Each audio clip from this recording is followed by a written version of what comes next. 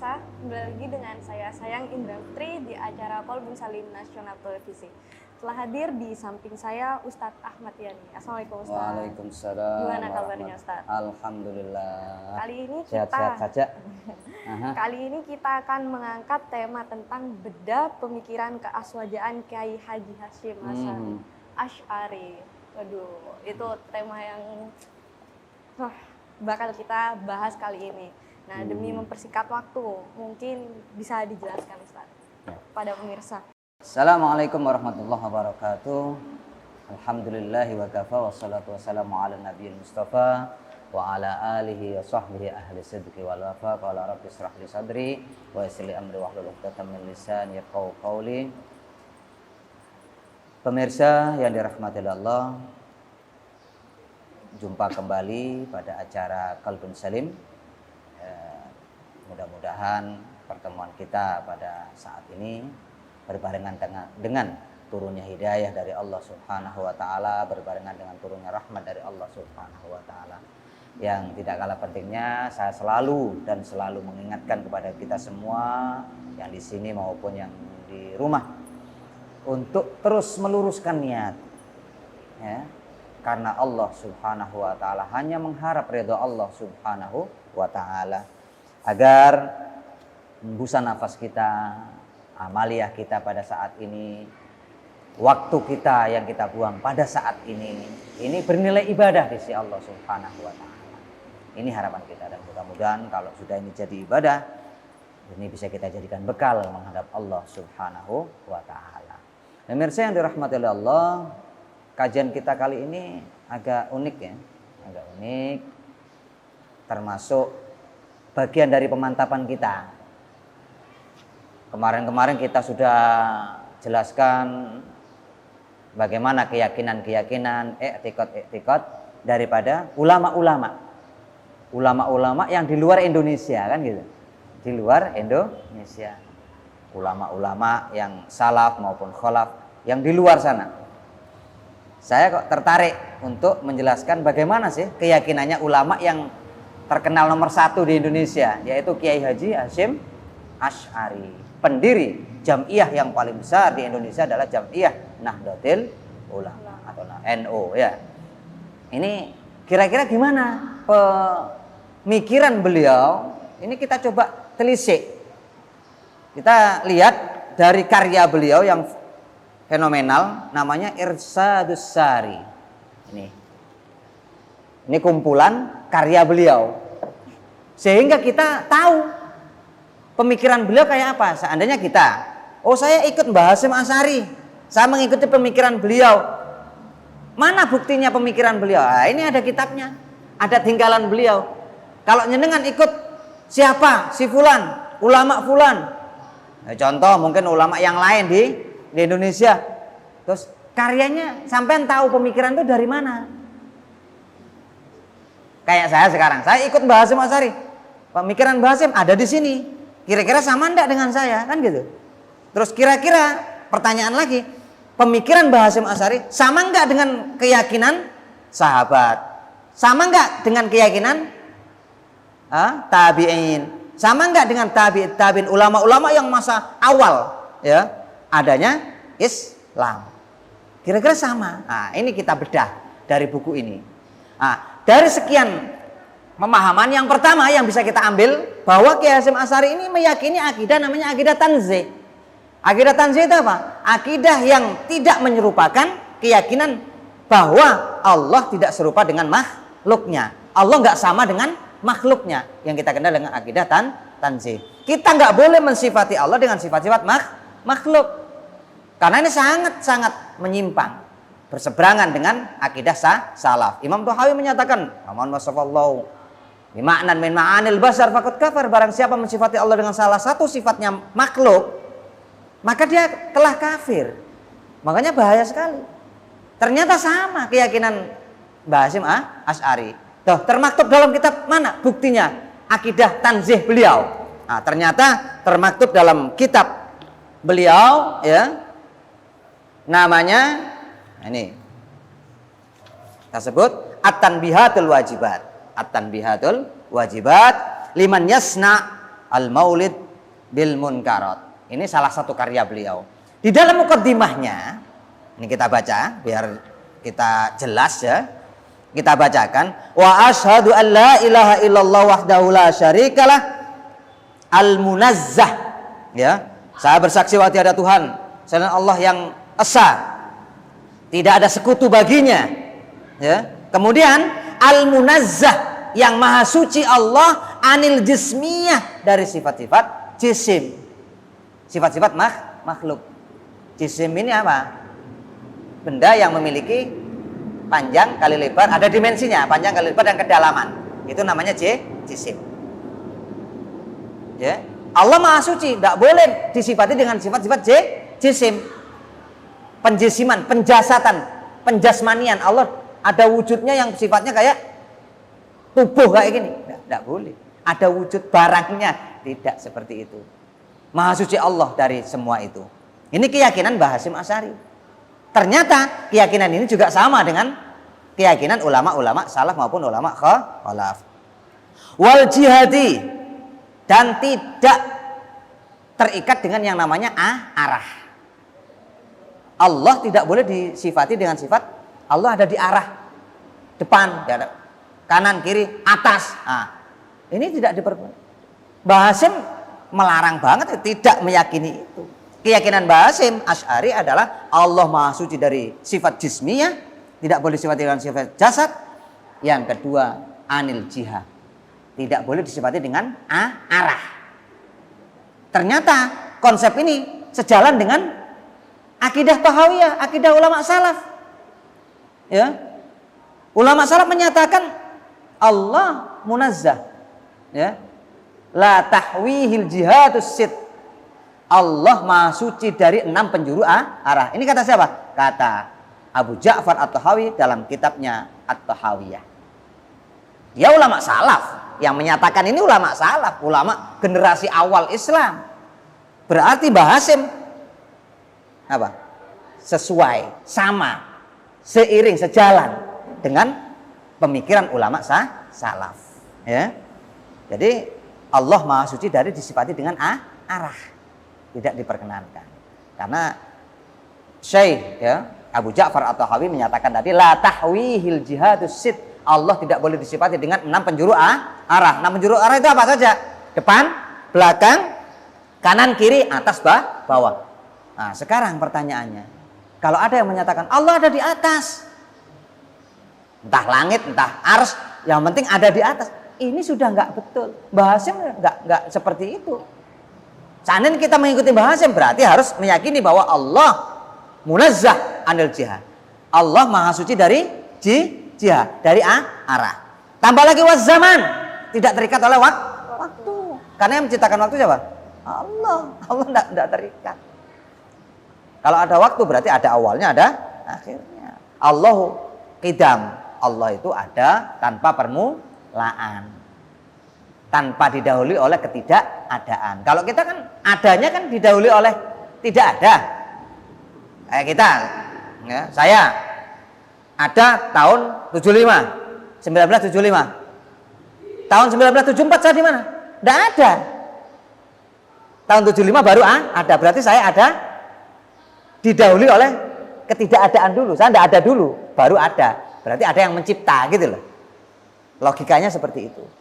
Nah, Allah tidak didahului oleh ketidakadaan. Allah ada tanpa permulaan. Yang kita sebut dengan qidam. Biasanya kan ada di sifat 20 itu kita belajar wujud, qidam, baqo, ya kan? Qidam itu maksudnya apa? Allah ada tanpa permulaan. Ini diantaranya. Allah maha suci dari zaman, kata Mbah Hasyim Asy'ari. Wal makan, ini tambah lagi, tambah tegas ini, ya. Jadi Mbah Hasyim menyatakan al munazzahu anil jismiyati wal jihati waz zamani wal makan. Ada 4 poin. Ada 4 poin yang beliau garis bawahi. Bahwa Allah maha suci dari apa? Jismiyah, disifati dengan sifat-sifat benda, tidak boleh. Dari jihad, tidak boleh disifati dengan berarah, ya. Terus waz zaman, tidak terikat oleh waktu, wal makan, dan tidak disifati dengan bertempat. Karena yang bertempat itu adalah makhluk. Kalau ada yang menyatakan Allah ada di sini, di sini, di sini. Apalagi sekarang biasanya Isra Mi'raj ya. Kita sekarang posisinya di bulan Rajab. Ini biasanya ada peringatan-peringatan yang dilaksanakan oleh kaum muslimin ya di Indonesia khususnya. Ini melaksanakan peringatan namanya Isra dan Mi'raj Nabi besar Muhammad sallallahu alaihi wasallam. Ya. Nah, ini nanti akan kita urai lagi kaitannya dengan Allah maujudun bila makan ini. Allah ada tanpa tempat. Kita kembalikan kepada Mbak saya. Baik, terima kasih Ustaz. Baik pemirsa, kita akan melanjutkan setelah jeda pariwara berikut ini.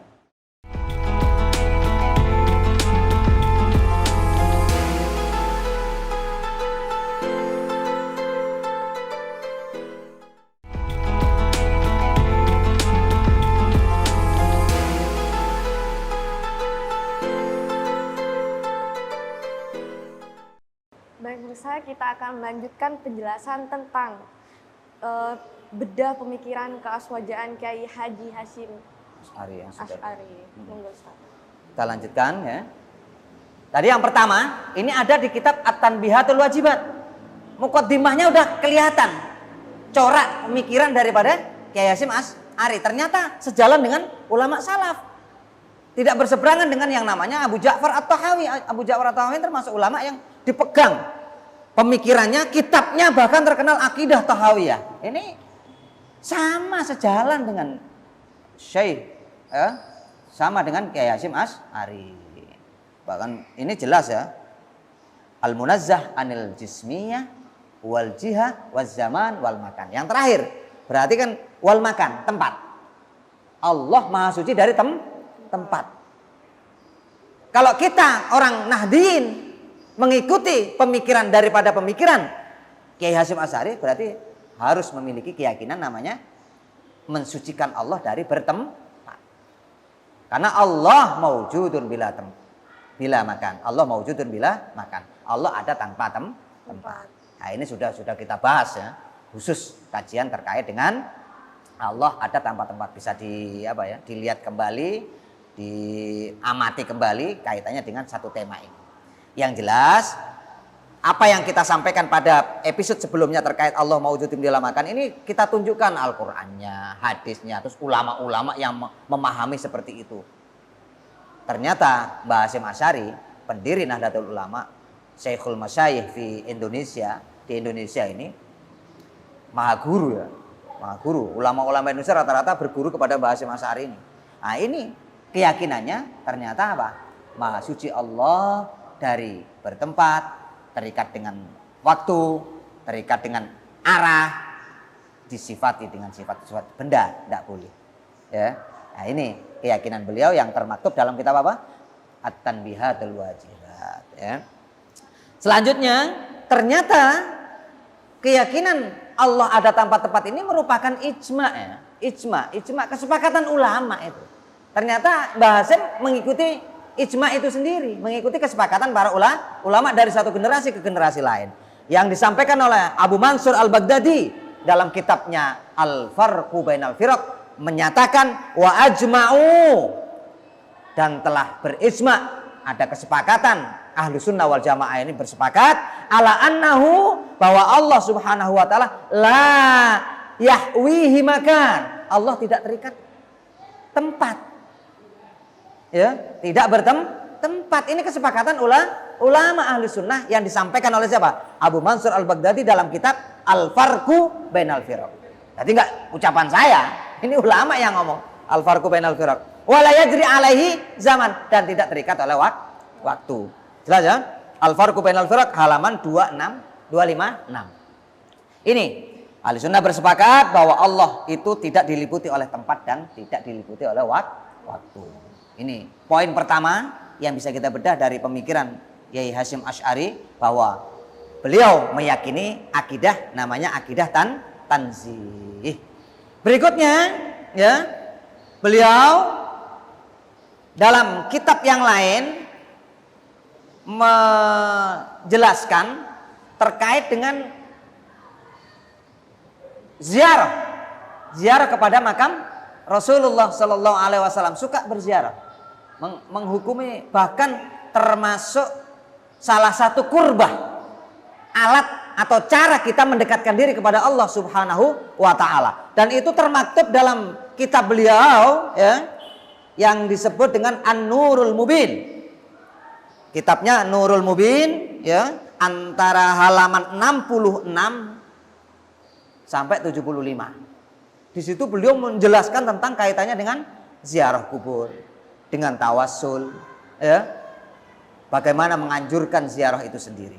Kita coba cek ya, An-Nurul Mubin ya, apa yang disampaikan oleh beliau terkait dengan bepergian safar menuju ke makam Rasulullah Sallallahu Alaihi Wasallam. Ziarah ke makamnya Rasulullah Sallallahu Alaihi Wasallam ini kita coba baca.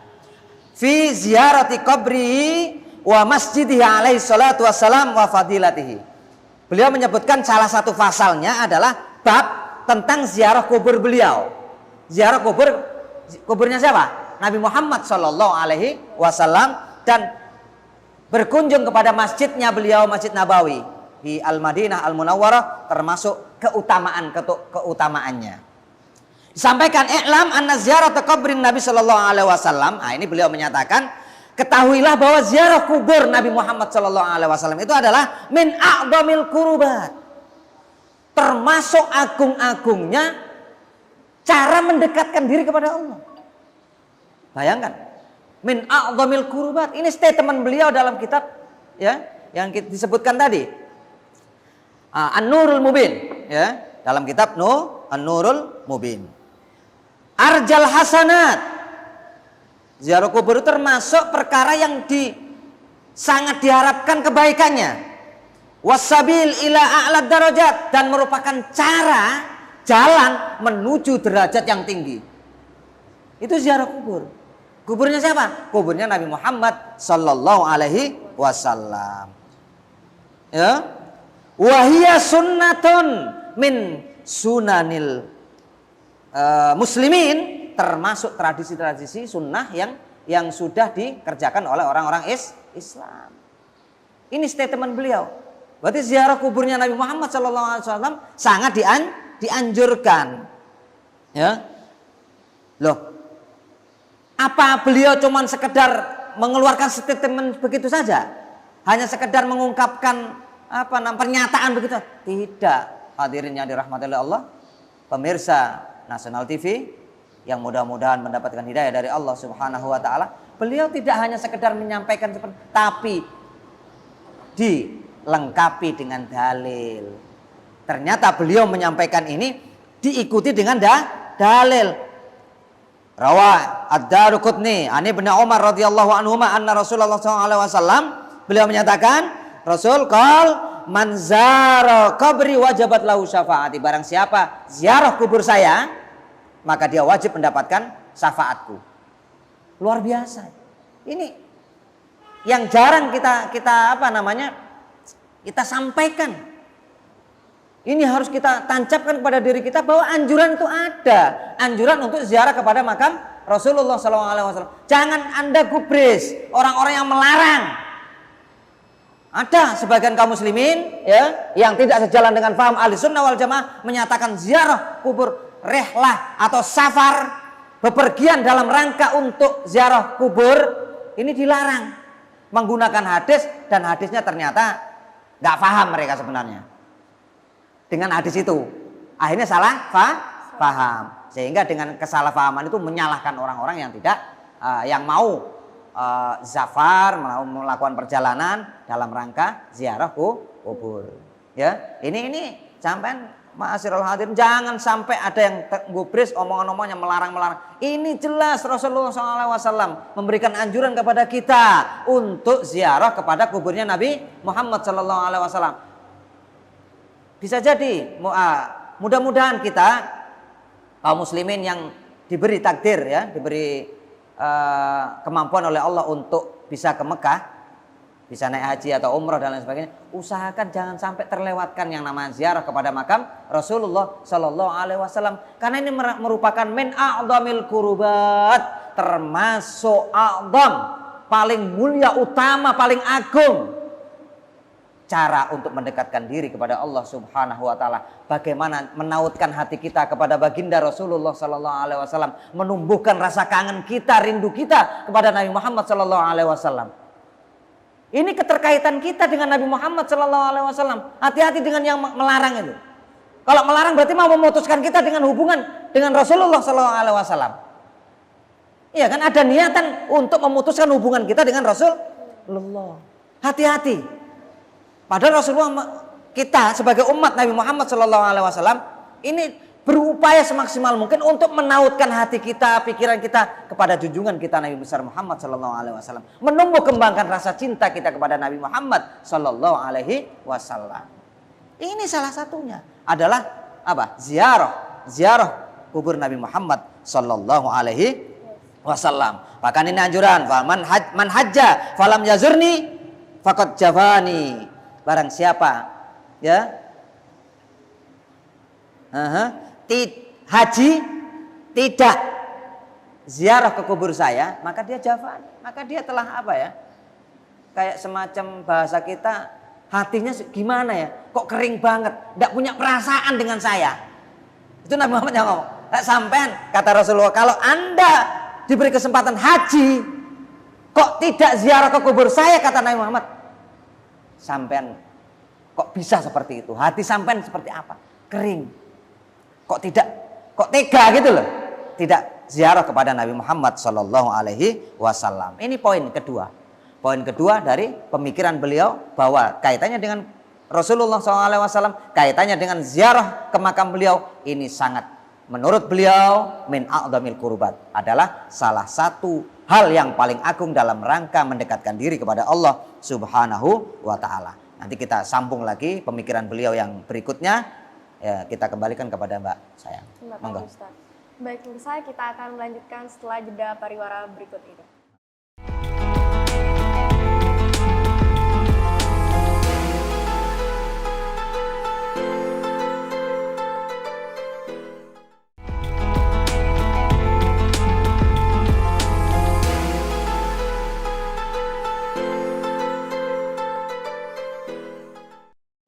Baik pemirsa, kita akan melanjutkan tentang penjelasan bedah pemikiran keaswajaan Kiai Haji Hasyim Asy'ari. Monggo Ustaz.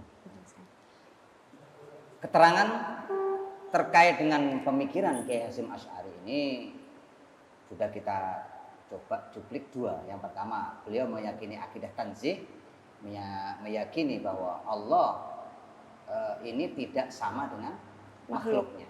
Jadi tidak boleh disifati dengan sifat-sifat makhluk. Ini yang pertama. Yang kedua, bahwa anjuran ziarah ke kuburnya Nabi Muhammad SAW, bahkan safar, perjalanan menuju ke makam Rasulullah SAW ini sangat dianjurkan. Bahkan beliau menyatakan bahwa min a'dhamil qurba, termasuk bagian dari cara kita mendekatkan diri kepada Allah Subhanahu wa taala, dan itu paling agung. Seagung-agungnya cara kita mendekatkan diri kepada Allah Subhanahu wa taala. Bahkan beliau memaparkan bukan hanya sekadar pendapat, tapi beliau memberikan dasar, landasan, yaitu hadis-hadis Rasulullah sallallahu alaihi wasallam.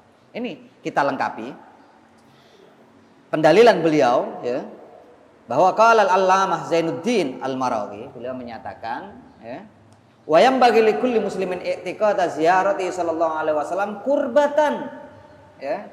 Hendaklah seorang muslim itu tatkala ziarah ini dalam rangka takarrub, dalam rangka kurbah. Berarti menilai pahala di sisi Allah Subhanahu wa taala.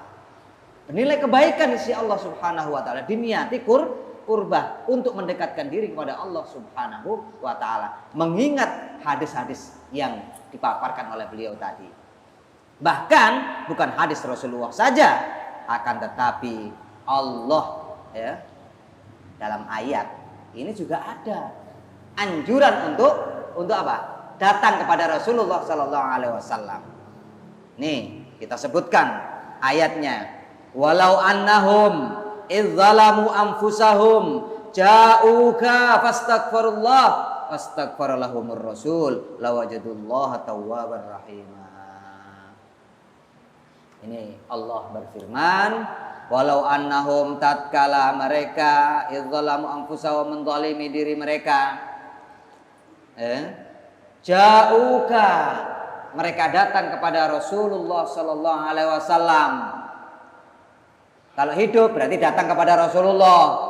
Karena sekarang kondisinya Rasulullah sallallahu alaihi wasallam sudah meninggal, berarti datangnya kemana?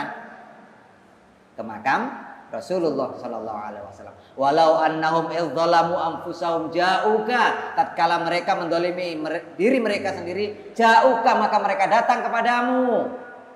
Ngapain datang kepadamu? Fastaghfirullah. Ketika posisi kita dekat dengan Rasulullah, dengan makam Rasulullah sallallahu alaihi wasallam, kemudian fastaghfirullah, kita memohon ampun kepada Allah Subhanahu wa taala. Kita meminta ampun di dekat makam Rasulullah sallallahu alaihi wasallam. Apa yang konsekuensi logisnya yang terjadi saat itu? Wastaghfara lahumur rasul, maka Rasul pun ikut memohonkan ampun kepada Allah Subhanahu wa taala. Subhanallah. Rasulullah ternyata masih memberikan apa? Kasih sayangnya kepada kita, ikut memohonkan ampun. Tatkala kita ditakdir oleh Allah Subhanahu wa taala bisa berziarah ke makam beliau, kemudian kita istighfar kepada Allah Subhanahu wa taala, pada saat yang sama Rasulullah sallallahu alaihi wasallam memohonkan ampun juga atas dosa-dosa yang kita lakukan. Subhanallah. Ternyata Rasulullah sallallahu alaihi wasallam masih memiliki kemampuan untuk mendoakan umatnya.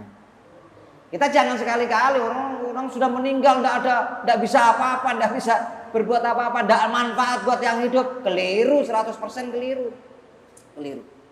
Ini keyakinan yang kita ambil dari Al-Quranul Karim. Al-Quran Allah yang mengajarkan ini. Ditambah dalil dari Rasulullah SAW, hadis-hadis Rasulullah SAW, bahwa Rasulullah masih memiliki kemampuan untuk mendoakan kita. Ini anjuran. Bukan anjuran Al-Quran saja, tapi Al-Quran juga digandeng dengan hadis Rasulullah sallallahu alaihi wasallam. Bahkan Rasul pernah bersabda juga, "Man zarani ba'da mauti," barang siapa menziarahi saya setelah saya meninggal. Berarti ziarah kemana? Ke kuburan kan? Ke kuburan. Fa ka'annama zarani fi hayati. Maka dia seakan-akan menziarahi saya dalam keadaan hidup. Berarti anjuran ziarah kubur luar biasa. Ya, karena dalam hadis Rasulullah SAW yang lain, al-anbiya'u ahya'un fi quburihim yusallun. Para nabi itu hidup dalam kuburnya mereka salat. Ya, dalam hadis lain disebutkan seperti itu.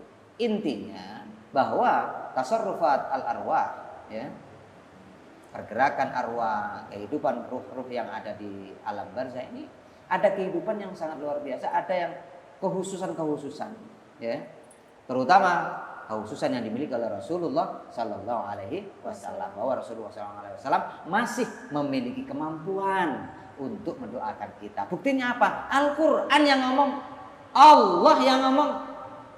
Walau annahum idzalamu anfusahum, tatkala mereka mendolimi diri mereka sendiri, pas ja'uka, maka mereka datang ke makam Rasulullah Sallallahu Alaihi Wasallam, datang kepada Rasulullah, karena sekarang Rasulullah sudah meninggal, berarti datangnya ke makam Rasulullah SAW. Fastaghfirullah, maka mereka istighfar kepada Allah, memohon kepada Allah Subhanahu wa taala, ada di dekat makam Rasulullah, karena ada Rasulullah SAW. Wastaghfar lahumur rasul, pada saat yang sama Rasul pun ikut memohonkan ampun kita. Ini subhanallah, ini bentuk kasih sayang Rasulullah SAW. Selanjutnya, wayam bagi liman nawa ziaratahu. Ya, Hasim melanjutkan pada alinea setelahnya halaman 67, beliau menyatakan hendaknya liman nawa ziaratahu, barang siapa seseorang ini niat ziarah kepada makam Rasulullah SAW ini, an yanwiya ma'dzalika ziarata masjidis syarif, hendaklah dia dibarengi dengan niat kepingin ziarah ke masjidnya Rasulullah SAW. Ya. Kemudian wassalat fihi, ya. Kemudian wassalati fihi. Kemudian salat di dalamnya. Bukan hanya sekedar kita kepingin niat ziarah ke makam Rasulullah, tapi juga kepingin niat apa? sholat di Masjid Nabawi. Wat tabarruk. Nah, ini yang tidak kalah pentingnya. Ternyata Kiai Hasyim Asy'ari berkeyakinan akan adanya barokah, berkeyakinan adanya tabarruk, ngalap berkah. Di sini beliau menganjurkan wat tabarruk bi ru'yati raudhatihi, mengharap keberkahan, tambahan-tambahan kebaikan dari Allah Subhanahu wa taala dengan melihat raudhah. Ya. Raudhah yang ada di Masjid Nabawi, ya. Antara makam Rasulullah SAW dengan mimbar, itu namanya raudhah. Nah, itu tempat yang mustajab, yang akan dikabulkan permohonan-permohonan hamba kepada Allah Subhanahu wa taala. Hendaklah dia tabarruk bi ru'yati raudhatihi, dengan mengharap keberkahan-keberkahan, mengharap kebaikan, tambahan-tambahan kebaikan dengan melihat raudhah.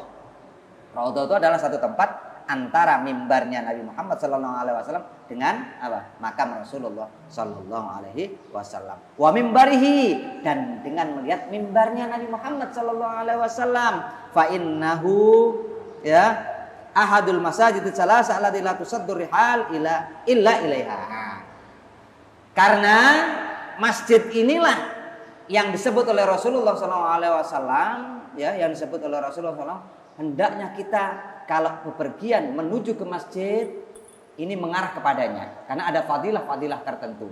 Dan hadis inilah yang sering disalahpahami.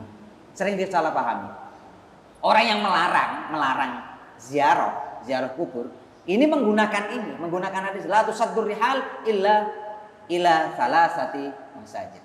Janganlah kamu bepergian, menyengaja untuk melakukan bepergian kecuali ketiga masjid. Ini digunakan untuk melarang ziarah ke kuburan, ke wali songo, wali-wali, ziarah kepada ulama, tidak boleh, karena Rasulullah SAW melarang menggunakan la tusaddur rihal illa salasati masajid.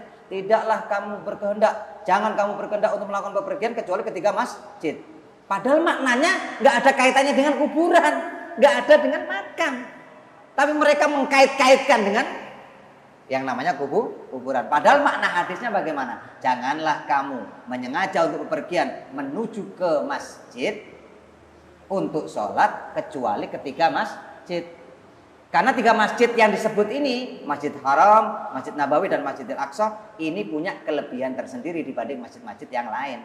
Jangan sampai kita kepengen bepergian, saya kepengen ke Masjid Istiqlal Jakarta. Masjid Istiqlal Jakarta dengan masjid yang ada di tempat kita itu sama nilainya di hadapan Allah Subhanahu wa taala, tidak ada bedanya. Makanya Rasulullah tidak menganjurkan, jangan kalau ke sana buang-buang duit eman-eman. Tapi kalau menyengaja ke Masjidil Haram, ke Masjidil Aqsa, ke Masjid Nabawi, ini sangat dianjurkan meskipun kita keluar biaya banyak, tapi pahalanya di sana dijanjikan oleh Allah Subhanahu wa taala, oleh Rasulullah SAW, dengan pahala yang berlipat ganda, berbeda dengan masjid-masjid yang ada di kampung kita. Ini di antara yang disebut oleh Mbah Hasyim Asy'ari bahwa di situ ada tabarruk. Beliau mengajarkan tabarruk, ya, mengajarkan ziarah kubur, dan meyakini bahwa Rasulullah SAW masih memiliki kemampuan mendoakan umatnya. Selanjutnya, Mbah Hasyim Asy'ari juga memiliki keyakinan tentang tawassul. Ya, ini juga disampaikan oleh beliau, ya. Fa'ulima min hadza anna tawassula yanqasimu ila nau'ain. Nah, ini bahwa beliau menyatakan dalam, ya, kitabnya halaman 69 terkait dengan tawassul, ayat Al-Qur'an, ya ayyuhalladzina amanu taqullaha wattaqu ilaihil wasilah. Makna wasilah adalah kullu ma ja'alahu Allah sababan lidzulfa indah. Jadi segala sesuatu yang bisa diarahkan untuk mendekatkan diri kepada Allah Subhanahu wa taala, sebagai alat untuk mendekatkan diri kepada Allah Subhanahu wa taala, untuk memenuhi hajat-hajat kita, ya, untuk memenuhi kebutuhan-kebutuhan kita hidup. Ini memohon kepada Allah melalui wasilah-wasilah yang sudah ditetapkan oleh Allah sesuai dengan syarat yang dibenarkan oleh Allah dan Rasul-Nya. Beliau membagi, ada tawassul bil a'malis salihah, ada tawassul, ya, bi arbabil fadail minal anbiya wa ghairihim. Jadi tawassul ada yang menggunakan amal salihah. Beliau menyatakan Wahadan nau, dan jenis ini adalah ittafaqa sairul muslimin ala jawazi. Orang-orang Islam, ulama-ulama Islam sepakat akan kebolehannya kalau menggunakan tawasul, menggunakan amal soleh. Akan tetapi yang nomor 2, kalau tawasul menggunakan zawat, pemilik-pemilik keutamaan seperti para nabi, ya, dan lain-lain, ini ada perbedaan pada pendapat. Fajawwazahum, dan banyak yang membolehkan jammun ghafir, kelompok yang besar, jumlah yang besar, ulama yang banyak sekali yang membolehkan, ya, minal muslimin wa mana'ahu akharun, dan ada sebagian yang menolak atau melarang. Jadi kebanyakan membolehkan, ya.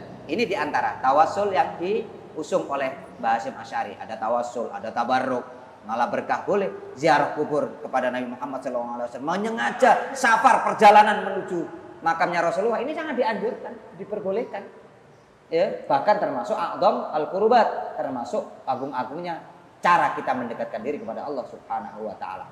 Ini bagian diantara yang kita bedah, termasuk keyakinan Mbah Hasyim Asy'ari. Kita akan coba jelaskan keyakinan beliau, i'tiqad beliau. Kita kembalikan kepada Mbak Sayang. Ya. Baik Pak Ustadz. Baik pemirsa, kita akan melanjutkan setelah jeda pariwara berikut ini.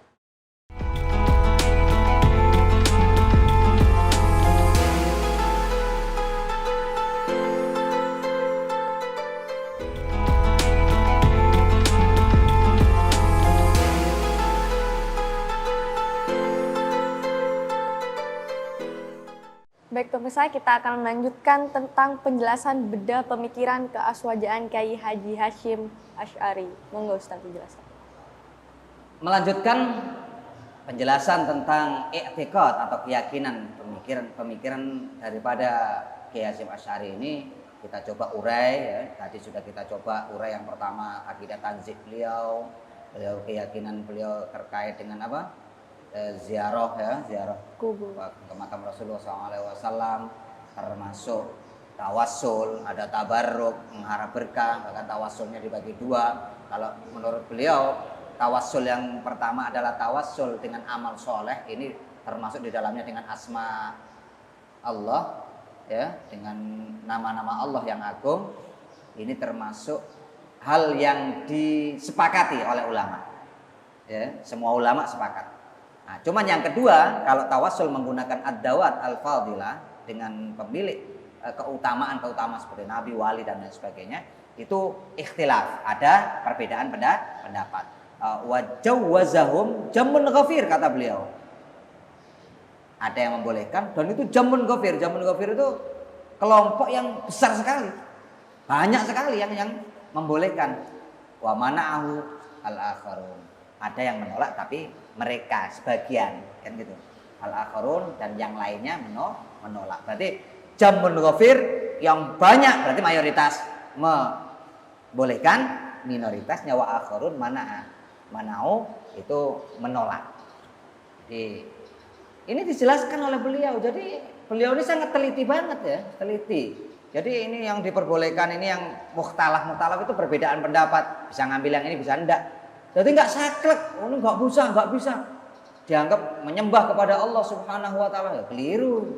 Mbah Hasyim ternyata keyakinannya sama dengan keyakinan ulama salaf maupun ulama khalaf.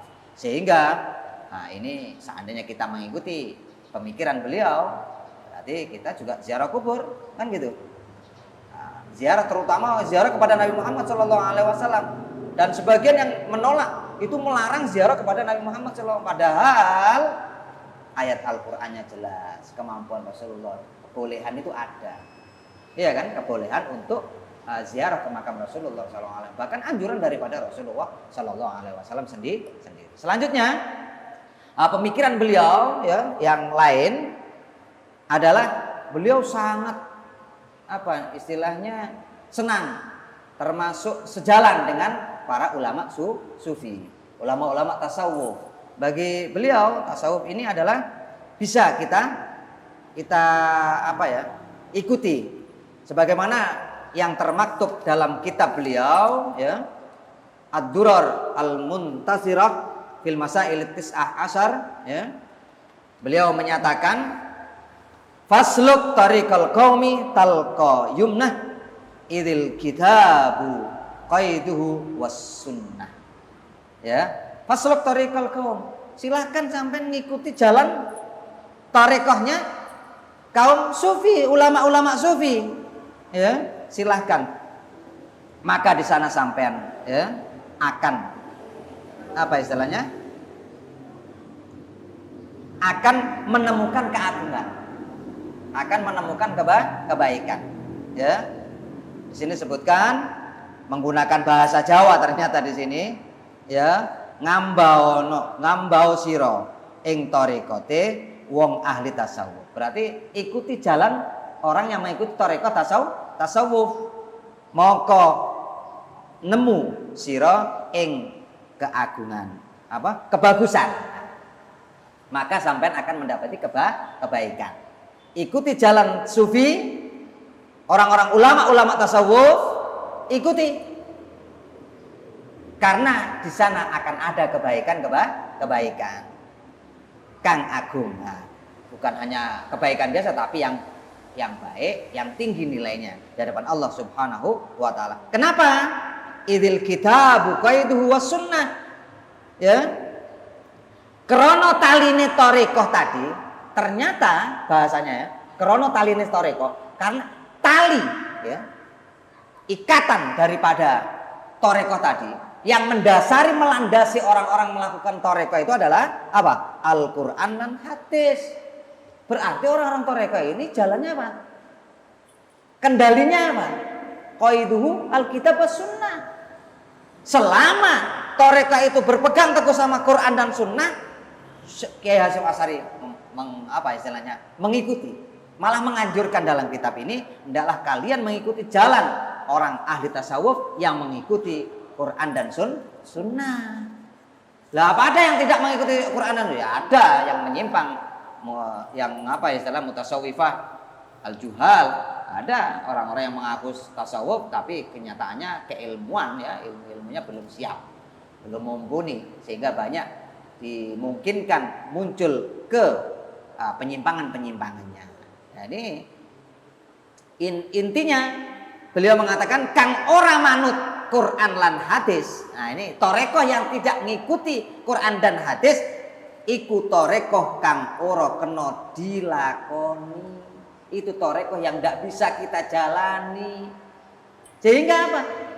Berarti Kiai Hasyim Asy'ari ini sudah bisa membedakan, memilah yang diperbolehkan toreko itu tatkala toreko itu mengikuti Quran dan Sunnah, manakala ada toreko yang tidak sejalan dengan Al-Quran dan Sunnah, nggak oleh dilakoni, nggak bisa dilakoni, nggak bisa dijalani. Kita nggak usah ngikuti toreko yang menyimpang dari apa? Quran dan Sunnah. Nah, ini apa? Wejangan daripada Kiai Hasyim Asy'ari itu torekonya, apa istilahnya? Pemikiran beliau, ya. Selanjutnya beliau ini sudah kita cuplik tadi, diantaranya adalah beliau sangat senang atau sangat sejalan sekali dengan yang namanya torekoh sufi, sehingga apa? Beliau memberikan warning mengikuti torekoh sufi ini harus dikasih yang namanya barometer sebagai timbangan adalah Quran dan Sunnah. Kalau sejalan dengan Al-Quran dan As-Sunnah silahkan ikuti. Kalau tidak sejalan dengan Al-Quran dan As-Sunnah, silahkan tinggalkan. Itu. Ini pemikiran daripada Kiai Hasyim Asy'ari. Selanjutnya, Kiai Hasyim Asy'ari juga menyatakan bahwa ini biasanya kaitannya dengan bid'ah. Bid'ah itu sendiri menurut Kiai Hasyim Asy'ari, sebagaimana di dalam kitab Risalah Ahli Sunnah wal Jamaah beliau halaman 8, ya, beliau menukil Syekh Ibnu Abdussalam, ya. Ini yang namanya al-hawadis, perkara-perkara yang baru yang kita sebut dengan bid'ah itu, ya, ilal ahkamil khamsah. Kita tarik kepada hukum yang 5. Jadi perkara yang baru yang tidak ada zaman Rasulullah SAW itu tidak bisa serta-merta langsung dia pukul rata haram, tidak. menurut Kiai Hasyim Asy'ari itu ditarik kepada lima hukum. Kalau masuk kaidahnya wajib, maka hukumnya wajib. Kalau masuk ke kaidahnya haram, maka haram. Kalau masuk ke kaidahnya sunnah, maka sunnah. Kalau masuk ke kaidahnya makruh, maka makruh. Kalau mengarah kepada kaidahnya mubah, maka hukumnya mubah. Oleh karena itu, ini di antara pemikiran-pemikiran beliau kita simpulkan ada beberapa. Pertama tadi adanya apa? Akidah tanzih dari Mbah Hasyim Asy'ari, akidah yang menyatakan bahwa Allah tidak boleh disifati dengan sifat-sifat makhluk. Yang kedua adalah adanya tawassul, ada ziarah kubur, ya kan?